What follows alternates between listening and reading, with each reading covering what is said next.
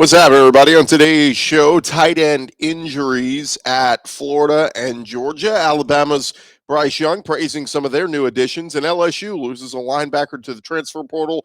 We'll get you caught up with the latest around spring practice. Also, 24/7 Sports has their latest offseason top 25 rankings out for next football season. We'll run through the SEC teams that they have ranked, as well as the one game each of those teams has circled on their calendar. More SEC basketball news as well, with players starting to hit the portal. Locked On SEC starts right now.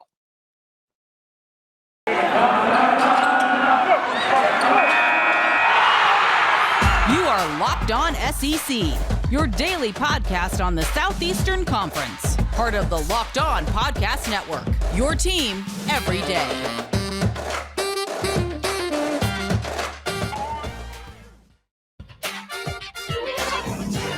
And what is happening, everybody? Welcome to Locked On SEC. Great to have you guys along. I'm Chris Gordy. Thanks for making Locked On SEC your first listen every day. Remember, Locked On SEC is free and available on all platforms, including YouTube and at lockedonsec.com. Let's jump into it. Let's go around the conference. Boots out to the right. Takes the handoff. Around the conference. And we start with SEC spring football news. We start over in Athens, Georgia, as according to UGA Wire, Georgia's football tight end room getting a little bit smaller again. Multiple reports confirming junior Rylan Godey will miss the rest of the spring with a knee injury suffered in practice. We already know starting tight ends Darnell Washington and Brock Bowers. They are already out of spring practice with injuries. Brock Bowers dealing with a shoulder, Darnell Washington with a lower body injury. That now leaves Georgia with three scholarship players at the position. Of course, one is former five-star recruit Eric Gilbert, who started his career at LSU, Brett Seither, and early enrollee Oscar Delp. That's it for tight ends for Georgia for now. While Washington, Bowers, and Godey have plenty of time to get healthy, still throws a wrench in spring plans for the Dogs, trying to implement new plays and everything else. Pass catchers want to be on the same page with their quarterback, if that is indeed Stetson Bennett once again. But open up big opportunity for other guys to step up and get meaningful reps at practice and, of course, at Georgia's annual G-Day spring game at Sanford Stadium on April 16th. Meanwhile, over at Alabama, reigning Heisman Trophy winner and quarterback Bryce Young, been very impressed with the new additions to the Alabama football team. First up, Bryce Young was asked about running back Jahmyr Gibbs, the transfer coming in from Georgia Tech. Young said that Gibbs won several awards during the offseason conditioning program. Said he's been very impressed so far with his effort and drive. Meanwhile, wide receiver Jermaine Burton, who was a rival just a few months ago over at Georgia, he has a history with Bryce Young going back further than their SEC days. They were both in high school in California at the same time, and they knew each other before heading out this way to the SEC. Bryce Young said, we've been to the same camps, been in the same circles, so he was someone I knew before college. He's someone who came in and really has a really professional mindset as far as early, right when he transferred in. He wanted to know the plays, wanted to learn the system. So Alabama already getting their new additions up to speed and impressed with them. And now after landing those guys and, of course, Eli Ricks, who Henry To'oTo'o was very complimentary of over the weekend, Alabama hoping to dip back into the transfer portal once again over the weekend. They made a big push in the pursuit of top offensive tackle Tyler Steen, who's the Vanderbilt left tackle. He visited Tuscaloosa over the weekend, came in on Friday afternoon, stayed until Sunday morning. He and his dad toured Alabama's campus while also visiting a pair of practices, spoke with Nick Saban and offensive line coach Eric Walford. Steen's father said it was a great visit. That's what he told Bama Central. Alabama could certainly use Steen's experience at that tackle spot. So we'll see if he makes a decision very soon. But could be yet another big-time transfer coming in that could have a major impact for Alabama this offseason. Meanwhile, LSU, they're going through their spring practices right now, trying to figure out who's going to do what. And They had yet another player enter the transfer portal on Monday evening. 4-star linebacker Josh White, who was a part of LSU's 2020 recruiting class. He went to Twitter to reveal that he has entered the portal. Tweeted out, after heavy prayer, I've decided to step away from LSU and enter my name into the transfer portal. I have 4 years of eligibility remaining. White did not appear in any games in 2020, played in 10 games last year, recording 6 tackles. Down in the swamp at Florida, Billy Napier settling in with his first several practice sessions of the spring. According to 24/7 Sports on Sunday afternoon, a couple of Florida tight ends got injured. They will miss the rest of the spring with upper body injuries. Florida redshirt freshman tight end Nick Elksnis and sophomore tight end Jonathan Odom, they will miss the rest of Gator spring practices due to broken scapula and torn labrum, respectively. That leaves the Gators with Keon Zipperer and Gage Wilcox, a senior and a redshirt freshman, as the only healthy scholarship tight ends. Keon Zipperer, of course, stepped in a couple years ago and played pretty well, so he can probably get the job done. But again, just more injury bugs going around at spring practices. Over at Tennessee, Josh Heupel hoping to get some guys from last year to step up into bigger roles this year. Elijah Simmons, he dealt with a knee injury in 2021, missed significant time, only appeared in 7 games for Tennessee. But the D lineman, talking with the media this week, says he's committed to getting in better shape. Told reporters Monday he's lost around 20 to 25 pounds. 6'3". He was listed at 340. Defensive line coach Rodney Gardner explained that he said, I think Elijah Simmons has done a good job of losing some weight. So now we've got to get his motor to mirror the weight loss, but it's good to see he had discipline to do what they asked him to do. Simmons said the most difficult part of the weight loss was missing fried food and burgers, but that's what motivates him. He said, where I want to be in the future, the drive I have, the things I want to accomplish, those are my main things. We'll see if Simmons is set for a breakout year for the Vols heading into next season. Meanwhile, Texas A&M, Jimbo Fisher, they've got Anaya Smith coming back to their receiving core. He's been a big go-to target for them, but they will be missing a piece in 5-star recruit Damon Demas, part of the 2020 class. He took to Twitter yesterday to announce he is entering the transfer portal. Demas was arrested on a charge of domestic assault earlier this month, stemming from an incident involving his former girlfriend. He was suspended from the school after the arrest. He appeared in 8 games this year, recording 15 catches for 235 yards and a touchdown. That was in 2020. In SEC basketball news, Dawn Staley's South Carolina women's basketball team, they're heading back to the Final Four after defeating Creighton on Sunday 80-50. Aaliyah Boston had 19 points and 7 rebounds to lead the Gamecocks. They will play on Friday in Minneapolis, taking on the winner of Louisville, Michigan. Staley has led the Gamecocks to a 33-2 overall record this year. Their only losses, a 1-point overtime loss at Mizzou, and that 2-point loss to Kentucky in the SEC Tournament Championship. Also, Texas A&M men's basketball, they will take on Washington State tonight in the NIT semifinal. They tip at 8:30 Central, 9:30 Eastern on ESPN2. Eric Musselman in Arkansas, they already had a really elite recruiting class coming in to 2022, but Eric Musselman adding to that group, adding a 5-star point guard on Monday night. Anthony Black, a 6'7" point guard out of Texas, announced he is committed to the Razorbacks. He's the number 1 ranked point guard in the country. He said, Coach Musselman has a sense of my goals, and I feel he is going to help me strive to meet them as quick as I can.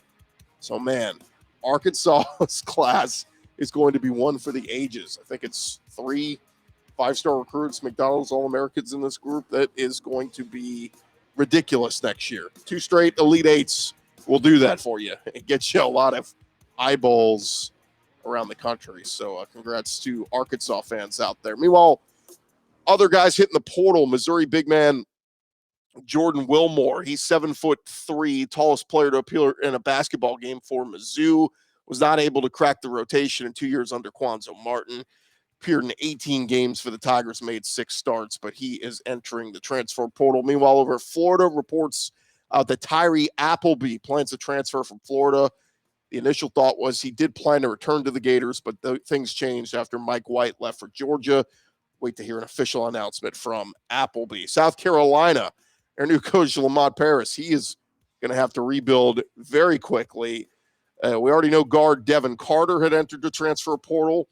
Now some other guys have joined the mix. Eric Stevenson, Jermaine Cousinard, Traquan Woodley, Wildens Levesque, all these guys entering the transfer portal at South Carolina the last couple of days. So Frank Martin was out, and apparently almost his entire roster is out. So Lamont Paris is going to have to build that thing back quick.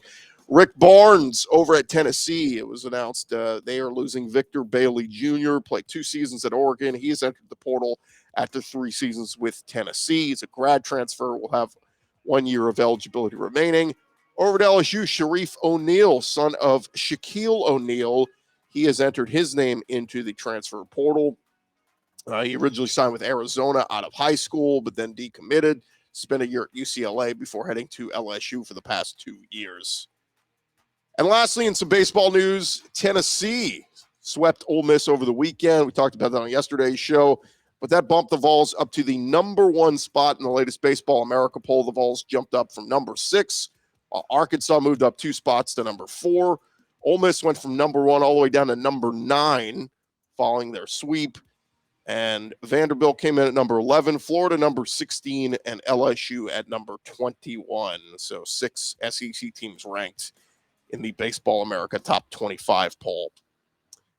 Thank you guys again for making Locked On SEC your first listen every day. Coming up next, 24/7 Sports putting out their college football top 25 rankings. We'll run through those and how many SEC teams are in it. That is coming your way in just a moment. But of course, need to remind you about Stat Hero. If you guys, your brackets have been busted like mine have for a while, you need to go check out our friends at Stat Hero and what they got going on. They got NCAA single game pick'ems, putting the star players against each other.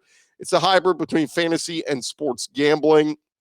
Look, it's really cool. They in addition to their pick'em games, they have dozens of lineups you can comb through to take on head-to-head. You basically look at this lineup versus this lineup and just pick which one you think is going to do better, and that's your pick. It's very easy to do. Post sets of players for you to take on with a set of players you choose. Stat Hero, the easiest and fastest way to get your sports action fix. It's got a simple, sleek gameplay that will have you playing in minutes, and it is what daily fantasy was meant to be. Take a minute to go check them out. Sign up for free right now at stathero.com/lockedon. Use our promo code LOCKEDON for a 100% deposit match. That is stathero.com/lockedon. Use promo code LOCKEDON for a 100% match. stathero.com/lockedon. Promo code LOCKEDON. Terms and conditions apply.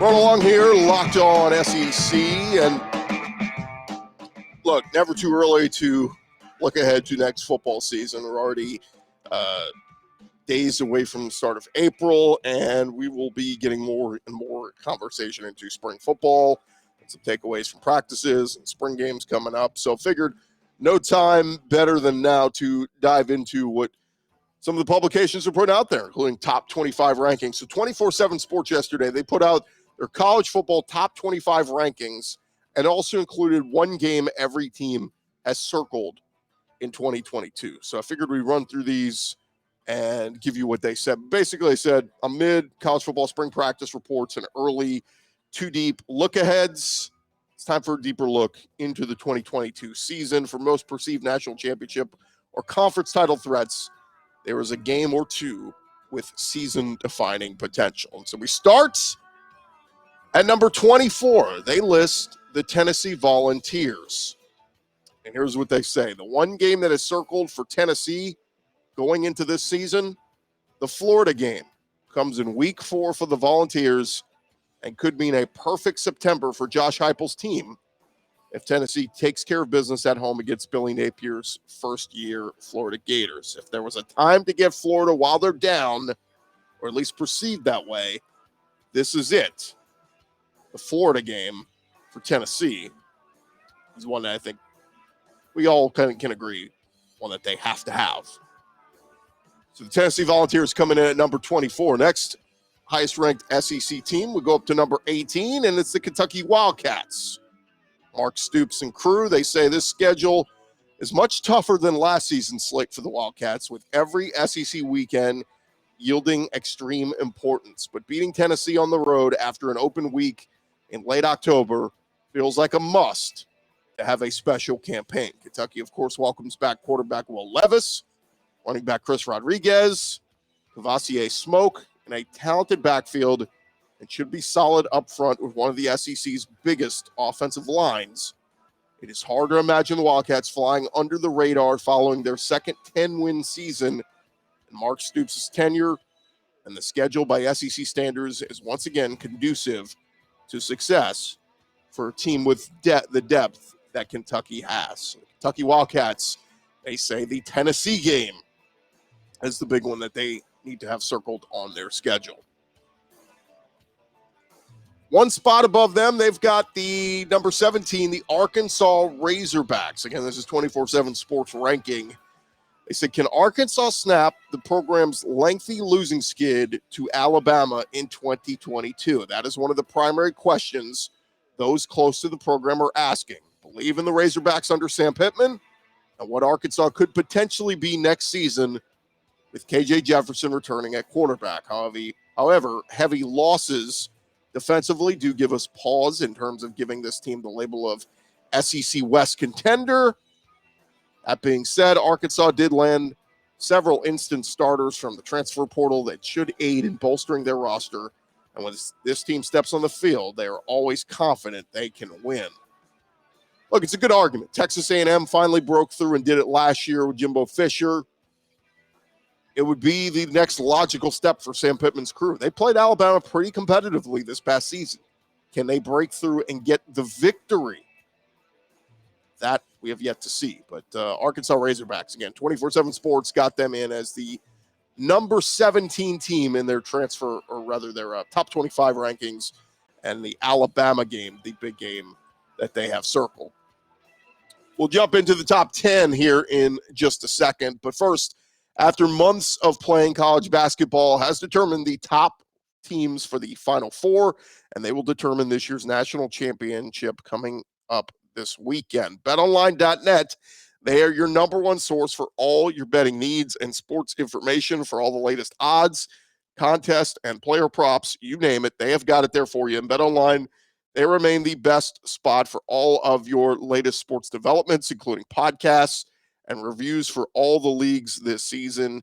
And of course, not just basketball, BetOnline is your continued source for all your sports wagering informational needs, including live betting and your favorite Vegas casino games. In fact, even had one of our guys reach out and said, if you're interested on a hypothetical boxing bet, Chris Rock versus Will Smith, you can get Chris Rock at plus 900, Will Smith at minus 3,000. Not saying it's going to happen, but hypothetically, if it did, those are the odds coming from BetOnline. So have fun with that. Go check them out, betonline.net. Head to their website today. You can use your mobile device, learn all about their trends in action. BetOnline, it is where the game starts.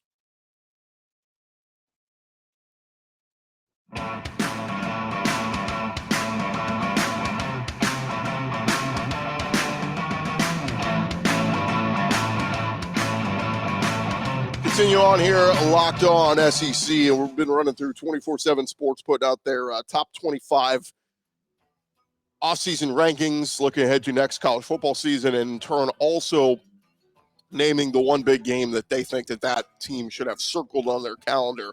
Look, if you're a legit contender, you should be wanting to take down one of the big dogs, but I think also if we're being realistic, there's going to be a game that you say, yeah, that's one we can't lose if we want to get to where we want to be. So let's dive back into it again. Thank you guys for making Locked On SEC your first listen every day.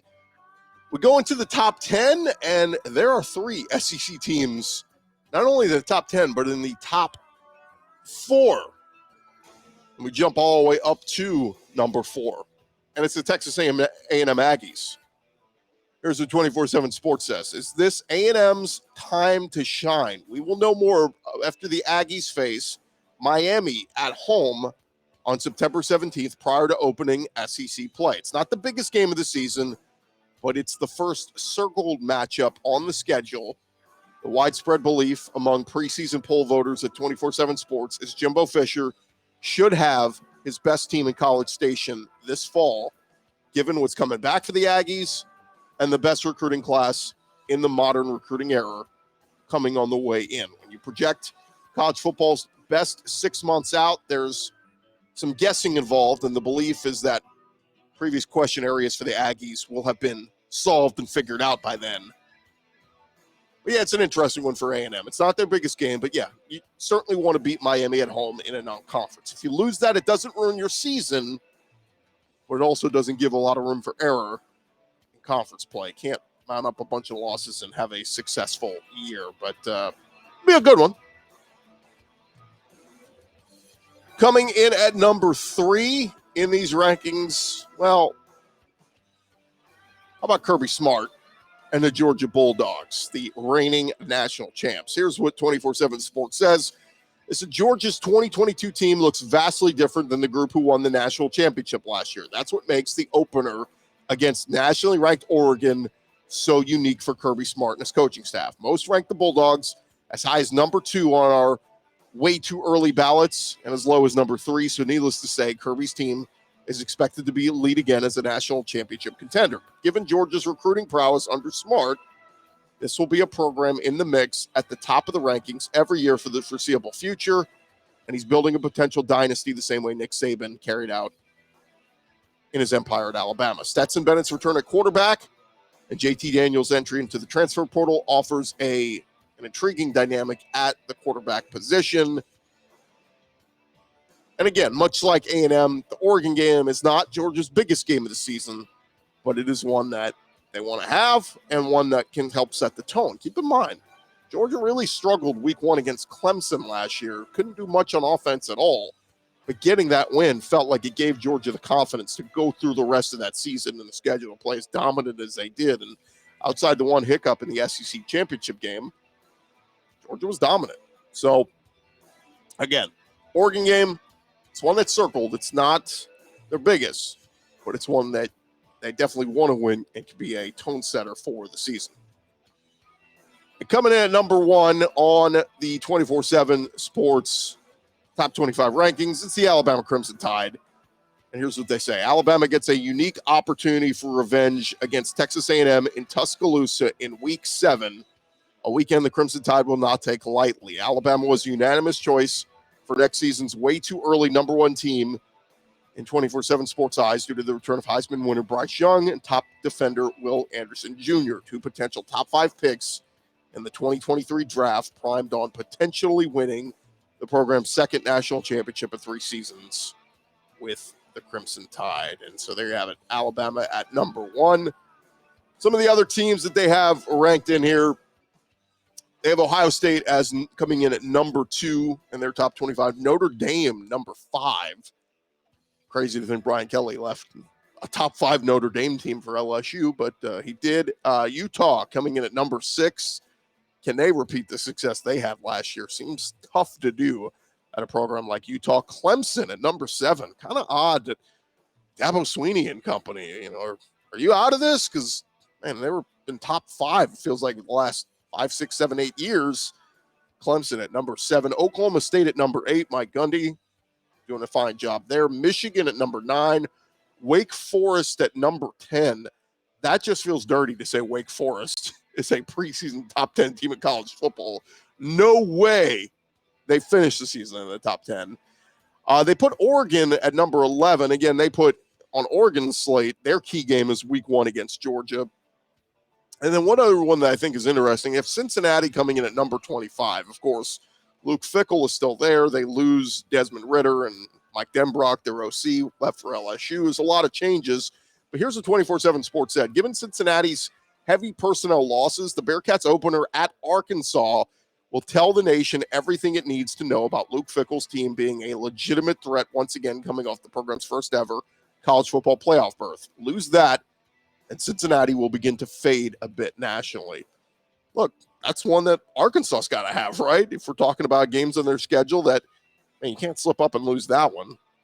So, anyway, just threw that in there as a little tidbit because it's about a team's biggest circle game, an SEC team. And there you have it. You can go read the entire article over 24/7 Sports. They do a fantastic job. And again, nice little offseason fodder talk of ranking the top 25 and then circling one of the games that you kind of want to have going into next season. That is going to do it for this edition of Locked On SEC. Again, thank you guys for listening and subscribing and making us your first listen every day. Now you can go make your second listen. Check out the Locked On NFL Draft podcast with Ryan Tracy and Eric Crocker, bringing the NFL Draft to life every single day with insight and analysis on college football prospects and NFL front offices, free and available wherever you get your podcasts. I am Chris Gordy. This has been Locked On SEC. We'll talk to you guys tomorrow.